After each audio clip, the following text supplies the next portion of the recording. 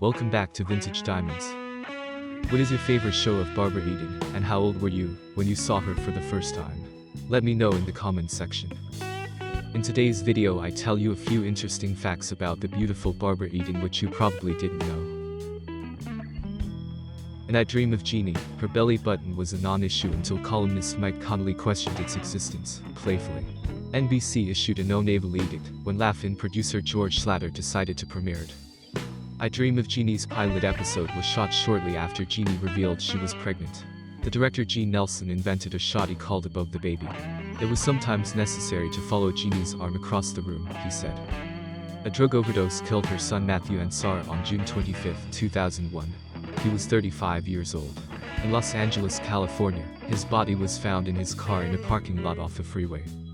She wore glasses, an eye patch, and pigtails as a child. This caused her to become very shy. Her mother enrolled her in singing lessons to help her overcome her shyness. Barbara Eden once said, "I don't know what I am doing from one moment to the next. I like that not knowing, because it's always a surprise. You don't know what's around the corner. You know what role am I going to play next, and who am I going to be working with. It's like opening a present." Eden also starred in an unaired pilot, The Barbara Eden Show, and another pilot, The Toy Game. Her first television movie was titled The Feminist and the Fuzz. Although she is known for comedy, most of these films were dramas, such as A Howling in the Woods with Larry Hagman, who she starred with in Jeannie. Eden played Ann Collins, a housewife impregnated by extraterrestrials in The Stranger Within. The critically acclaimed TV movie Stonestreet, Who Killed the Centerfold Model, featured Eden as a policewoman turned private detective investigating the disappearance of a missing heiress. With her own production company, she starred and co-produced the NBC TV romantic comedy movie The Secret Life of Kathy McCormick. The romantic comedy TV movie Opposites Attract, co-starring John Forsythe, was also produced by her.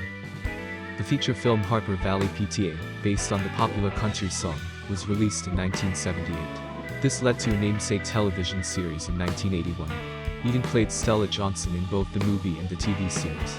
There was a comedy version of Peyton Place with Anne Francine playing wealthy villainess Flora Simpson Riley.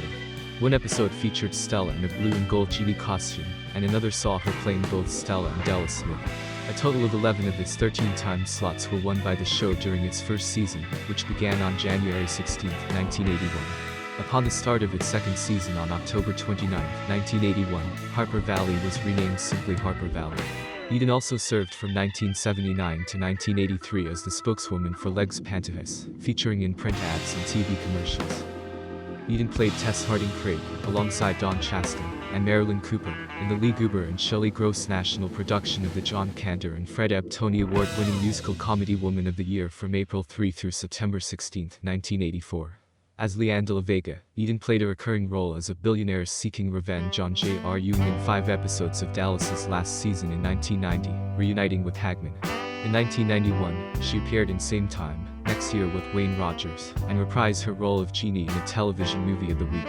With Don Knotts, she starred in an 11-city national tour of Last of the Red Hot Lovers in 1993. DeCarlo bought an 11-room ranch house on 5.5 acres of hilly woodland in Studio City, Los Angeles, above Beverly Hills, in 1950. It was referred to as her dream home by DeCarlo, who hired an architect to help build an English-style dining room complete with stained glass windows. She also built stables for her horses and a large swimming pool. In 1975, she sold the property. She moved to the Santa Ynez Valley, near Solvang, California, in 1981.